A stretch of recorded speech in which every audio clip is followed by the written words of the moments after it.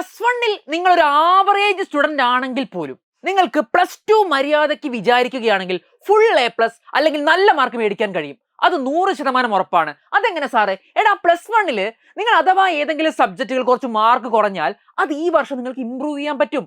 അതോടൊപ്പം തന്നെ plus ടുവിലെ 6 subject ലാബൊക്കെ ഉള്ളതാണെങ്കിൽ 120ഓളം മാർക്ക്, അതായത് കൂടുതൽ മാർക്ക് നിങ്ങൾക്ക് സ്കോർ ചെയ്യാൻ പറ്റുന്നത് പ്ലസ് ടുവിലാണ്. അപ്പോൾ പ്ലസ് ടു എന്ന വർഷം സുമ്മാതല്ല, വളരെ പ്രധാനപ്പെട്ട, പ്ലസ് വണ്ണിനെ വെച്ച് നോക്കുമ്പോൾ ഏറ്റവും പ്രധാനപ്പെട്ട വർഷമാണെന്ന് പറയാൻ പറ്റും. അപ്പൊ നിങ്ങൾ പ്ലസ് വണ്ണിൽ എന്തായിരുന്നു പഠിച്ചത്? പ്ലസ് വണ്ണില് നിങ്ങൾ ഒരു അടിത്തറ പാകി, അതായത് ഒരു ഫൗണ്ടേഷൻ ആണ് നിങ്ങൾ കഴിഞ്ഞ. ഇത് കൊമേഴ്സ് ലൈഫിൽ ആദ്യമായിട്ട് അല്ലേ SLC കൊമേഴ്സ് പഠിച്ചിട്ടുണ്ടോ? ഇല്ല. അപ്പൊ ലൈഫിൽ ആദ്യമായി കൊമേഴ്സ് പഠിക്കുന്നവർക്ക് ഒരു അടിത്തറ പാകലാണ് പ്ലസ് വണ്ണിൽ ചെയ്തത്. അപ്പൊ ഇനി പ്ലസ് ടുലോട്ട് വരുമ്പോ നിങ്ങൾ അതിന്റെ എക്സ്പേർട്ട് ലെവലിലോട്ട് പോകണം. എക്സ്പേർട്ട് ലെവൽ എന്ന് പറയുമ്പോൾ degree level, BCom MCom level അങ്ങനെയല്ല കേട്ടോ പറഞ്ഞത്. നിങ്ങൾ പ്ലസ് വൺ പ്ലസ് ടുവിൽ അക്വയർ ചെയ്യേണ്ട നോളജ് മുഴുവൻ അത് മൊത്തം നേടി ഞാൻ കരിയറിൽ മുന്നോട്ട് പോകാൻ, കോമേഴ്സ് കരിയറിൽ മുന്നോട്ട് പോകാൻ റെഡിയാണെന്ന് പ്രൂവ് ചെയ്യേണ്ട വർഷമാണിത്. സോ പഠിച്ചു തുടങ്ങാൻ സമയമായോ? ആയി.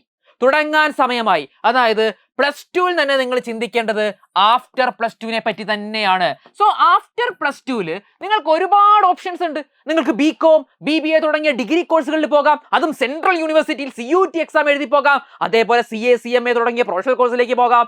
ബാങ്ക് എക്സാം പോലുള്ള എക്സാമുകൾ ഡിഗ്രിക്ക് ശേഷം ഫോക്കസ് ചെയ്യാം. നിങ്ങളുടെ മുമ്പിൽ ഒരു എന്താ പറയാ, ഒരു കുറേ ഓപ്പർച്യൂണിറ്റീസ് ഉണ്ട് എന്നുള്ളത് സത്യമാണ്.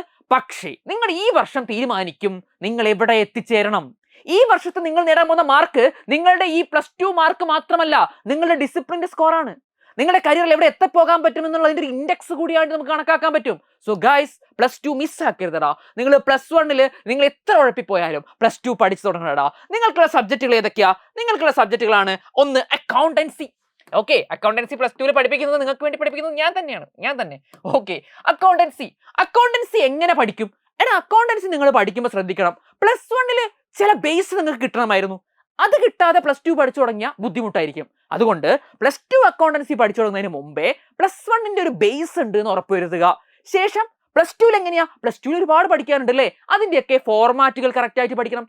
തിയറി പോർഷൻസ് ഉണ്ടെങ്കിൽ മിസ് ചെയ്യാതെ പഠിക്കണം. കോൺസെപ്റ്റ് അറിഞ്ഞ് പഠിക്കണം. ഏറ്റവും പ്രധാനപ്പെട്ടത് പ്രാക്ടീസ് ചെയ്യണം. നിങ്ങൾ അക്കൗണ്ടൻസി ഒരു വട്ടം ഒരു പ്രോബ്ലം ചിലപ്പോൾ ക്ലാസ്സിൽ നിന്നോ അല്ലെങ്കിൽ നമ്മുടെ എജുപോർട്ടിൽ ചെയ്തു എന്ന് വിചാരിക്കുക.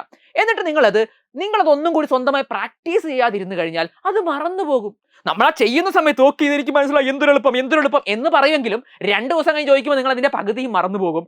സോ അത് നമ്മുടെ മെമ്മറിയുടെ ഒരു പ്രശ്നമാണ്. റിട്ടൻഷൻ എന്ന് പറഞ്ഞ് 24 hours ശേഷം കുറഞ്ഞു വരും. സോ അതിനെന്താ പരിഹാരം?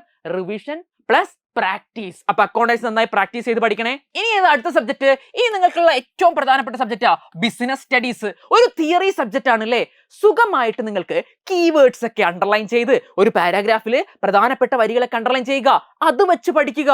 ഇടയ്ക്കിടയ്ക്ക് അല്ലെങ്കിൽ ഒരു ദിവസം കഴിഞ്ഞാൽ പിന്നെ ഒരു വീക്ക് കഴിഞ്ഞ് പിന്നെ ഒരു മന്ത് കഴിഞ്ഞ് ഒരു സ്പേസ്ഡ് ടൈം ഉപയോഗിച്ചുകൊണ്ട് റിവിഷൻ ചെയ്യുക.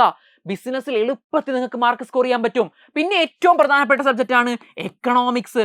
എക്കണോമിക്സും അത്യാവശ്യം തിയറിയും കുറച്ചൊക്കെ പ്രോബ്ലംസ് ഒക്കെ ഉള്ള നല്ലൊരു സാധനമാണ്. അതും നിങ്ങൾക്ക് എന്ത് ചെയ്യാം?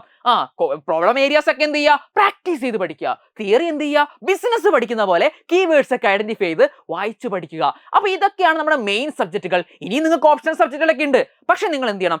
സീരിയസ് ആയിട്ട് ഇതിനെ പഠിച്ചു തുടങ്ങണം. ഓക്കെ, നിങ്ങൾ എല്ലാവരും ചെയ്യുന്ന മിസ്റ്റേക്ക് എന്താണെന്നറിയോ? നിങ്ങൾ പിന്നത്തേക്ക് വെക്കും. എക്സാം സമയത്ത് പഠിക്കാൻ വിചാരിക്കും. ആ സമയത്ത് ഇംപ്രൂവ്മെന്റ് എക്സാം എല്ലാ എക്സാമും കൂടി കൊളാവും. അവസാനം ലാസ്റ്റ് ഈ കൊല്ലം തോൽവി അറിഞ്ഞ പോലെ 75% ആൾക്കാരാണ് ജയിച്ചത്. ബാക്കി 25% ഫെയിൽ ആയിക്കുവാണ്. ആ ഫെയിൽ ആയ പോലെ ആവേണ്ട അവസ്ഥ നമുക്ക് ആർക്കും ഉണ്ടാകരുത്. സോ നമ്മൾ ഇപ്പോഴേ പഠിച്ചു തുടങ്ങുക. മറ്റ് മിസ്റ്റേക്സ് ആണ് മൊബൈൽ അഡിക്ഷൻ. പിന്നെ നിങ്ങൾ ക്ലാസ്സിൽ കറക്റ്റായിട്ട് കയറാത്തത്, അറ്റൻഡൻസ് ഇല്ലായ്മ, പ്ലസ് ടുവിൽ വരാൻ ചാൻസ് ഉള്ള മിസ്റ്റേക്ക് ആണ്. അവസാനത്തേക്ക് ഇപ്പൊ ഞാൻ പറഞ്ഞ പോലെ അവസാനത്തേക്ക് വെക്കുന്നത്. പിന്നെയോ നിങ്ങൾ അക്കൗണ്ടൻസി പ്രോബ്ലംസ് ഒന്നും പ്രാക്ടീസ് ചെയ്യാതെ വെറുതെ വായിച്ചു വിടുന്നത്. ഇത്തരം മിസ്റ്റേക്കുകളൊക്കെ നിങ്ങൾക്ക് പ്ലസ് ടുവിൽ പറ്റും.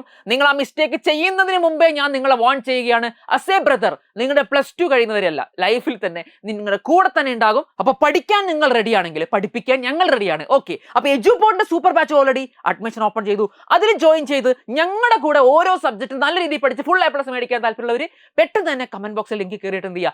ബാച്ച് രജിസ്റ്റർ ചെയ്യുക. ഓക്കെ, എങ്ങനെയായാലും ഇത്തവണ നമ്മൾ പഠിച്ചിരിക്കും. ഈ വർഷം നമ്മുടേതാണ്, അത് നമ്മൾ പൊളിച്ചടുക്കിയിരിക്കും. ഓക്കേടാ. സോ വരും ദിവസങ്ങളിൽ വിവിധ യൂസ്ഫുൾ വീഡിയോസ് ആയിട്ടും ക്ലാസ്സുകളായിട്ടും കാണാം. അതുവരെ തൽക്കാലത്തേക്ക് ബൈ.